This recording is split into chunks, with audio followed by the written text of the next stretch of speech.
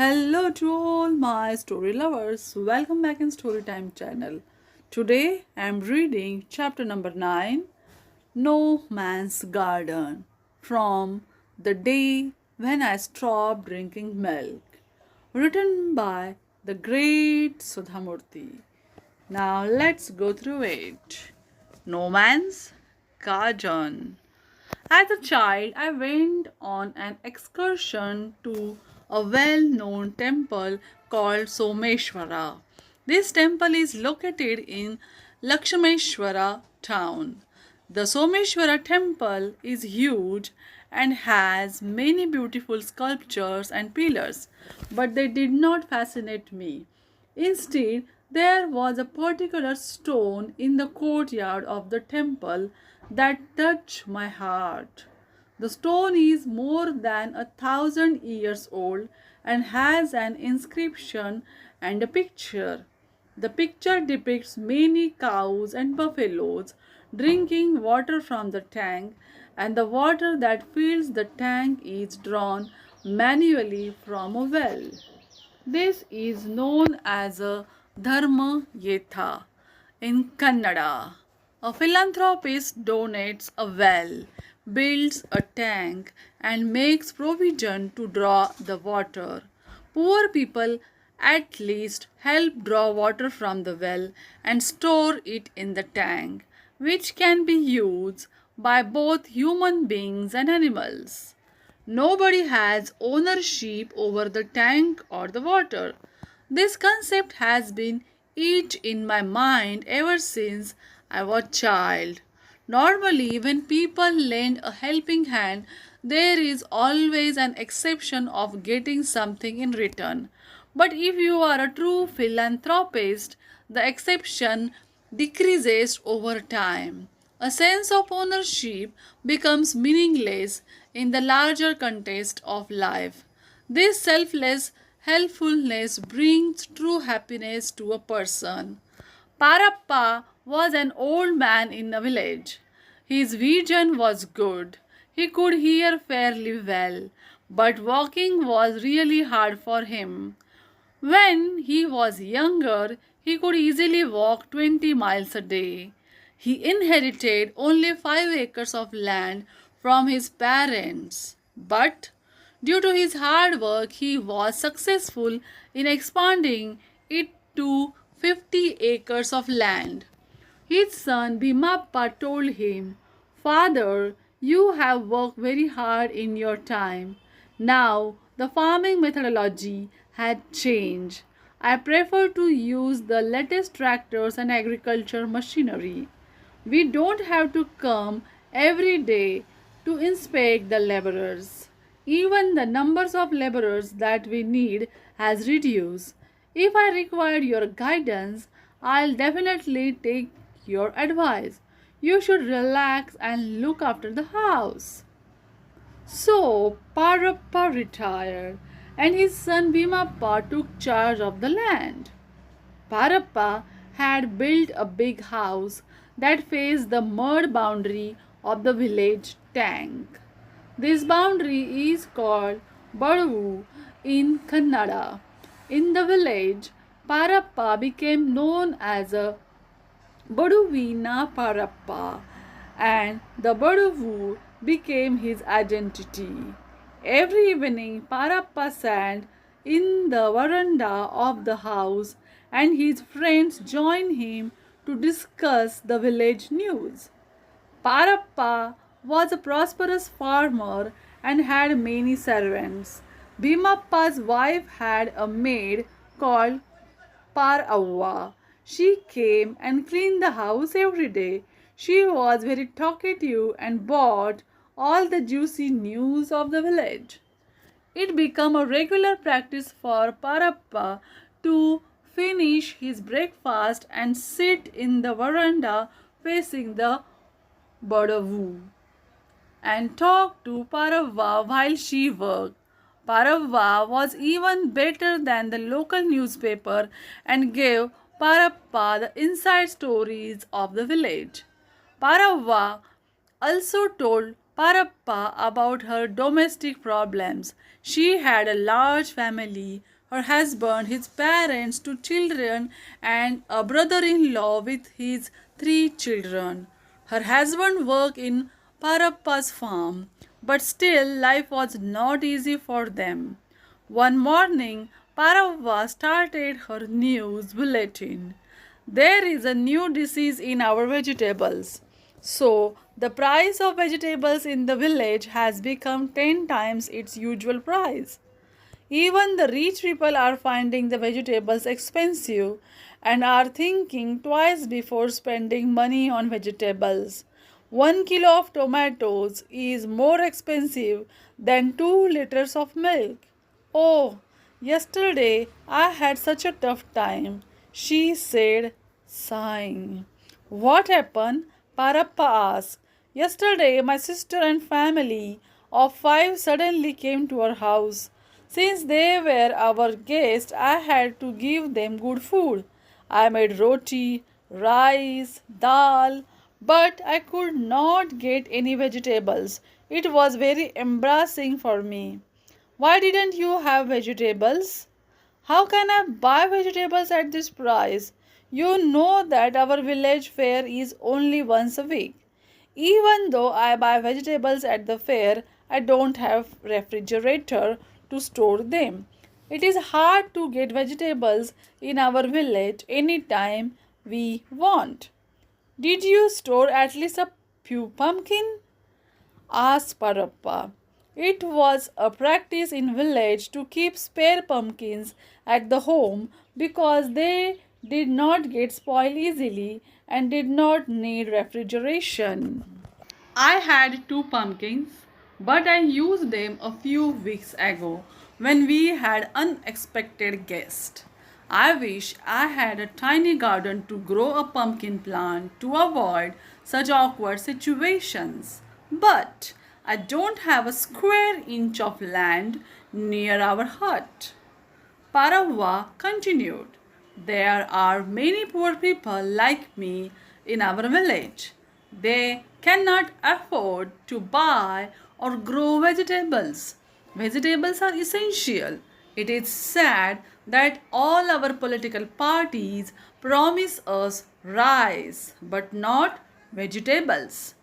Then she said to herself, today there is a panchayat meeting in your house. I should keep the hall clean, dust well, and prepare some snacks for the meeting.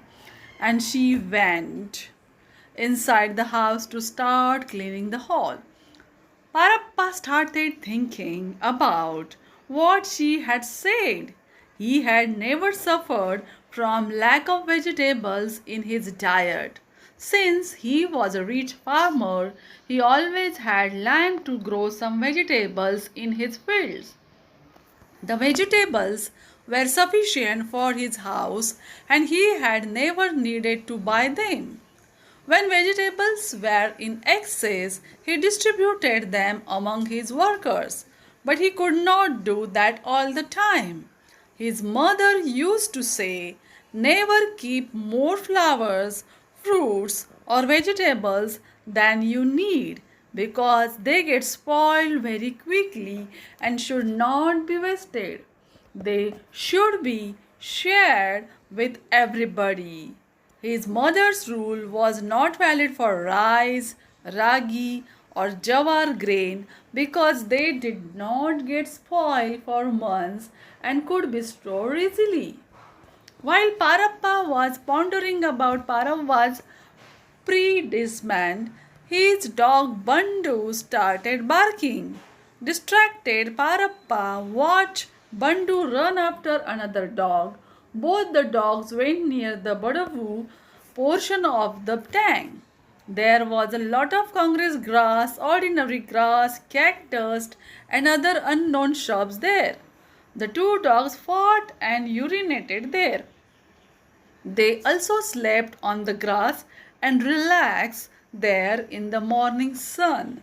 Suddenly, a mother pig came along with her piglets. The two dogs barked and chased her away. This was not a new sight. Parappa was used to seeing the same scene every day since the Burdavoo was no man's land and belonged to the village Gram Panchayat. Nobody ever bothered to clean it. It was the abode of rats, pigs, dogs, and other animals. Parappa got an idea. Why can't I use this land to grow vegetables for the poor people? He asked himself. But the land itself was not flat, it was on a slope. Today there was a Gram Panchayat meeting in his house and he decided to submit his proposal there. Parappa was well respected in the village and everybody called him Ajja. Usually, Parappa did not attend any panchayat meeting since his son Bhimappa was already a member of the panchayat. So Bhimappa was surprised to see him at the meeting. All the members greeted Parappa warmly and started the meeting. When the meeting was about to come to an end, Parappa stood up and said, I have an idea. Many people in our village can't afford vegetables because the prices are very high. It is difficult for them to even store a few pumpkins. The Burdavoo facing my house is a wasteland.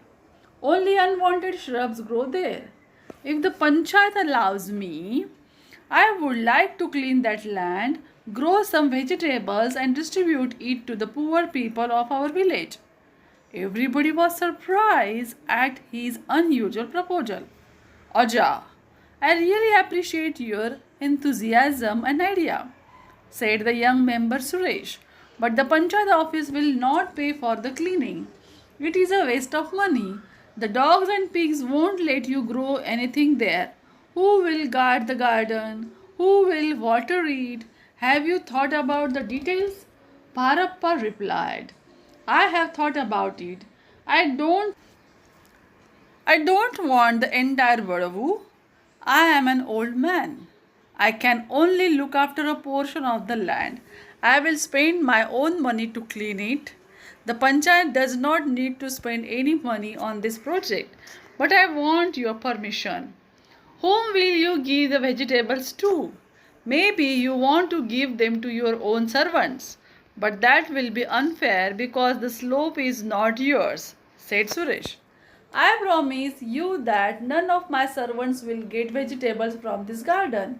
When the vegetables are grown, I will bring the entire harvest to the panchayat office and you can decide on the distribution.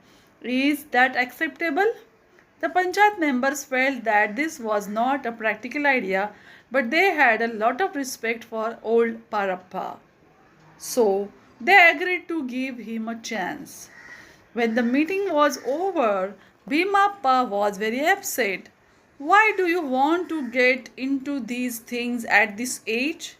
He told his father, can't you enjoy your old age and relax by going to a temple, watching TV, or playing with the kids?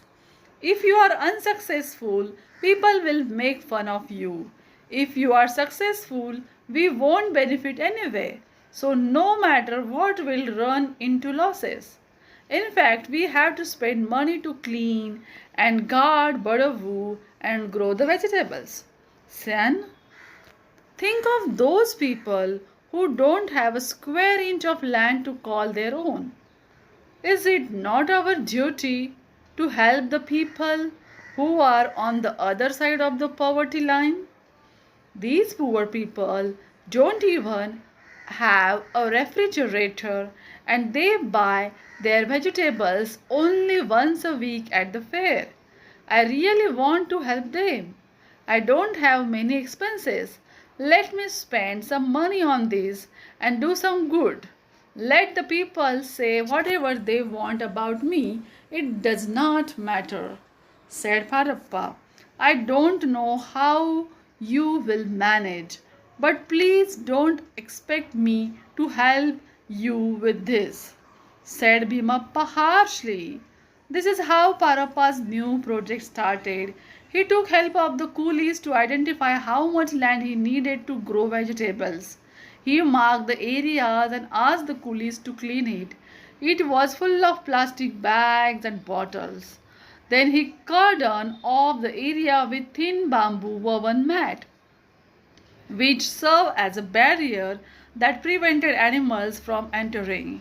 Finally, he sowed pumpkin seeds, cucumber, and green vegetables. He knew water would be not a problem because there was a water tank on the other side of the Badavu and water flowed directly to the garden. He also made a bench near the garden and made people there.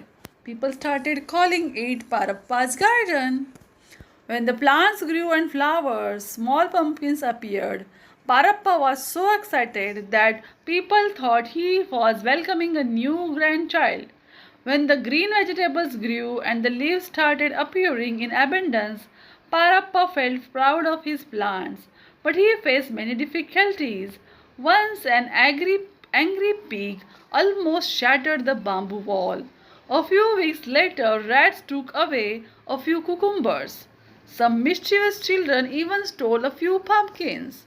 So Parappa bought a watchdog to protect the garden at night. The farming season ended and a reasonable amount of vegetables had now grown. One day his daughter-in-law wanted some cucumbers. Parappa refused to give her any cucumbers even though she offered him money. He said, I can't go back on my words to the panchayat.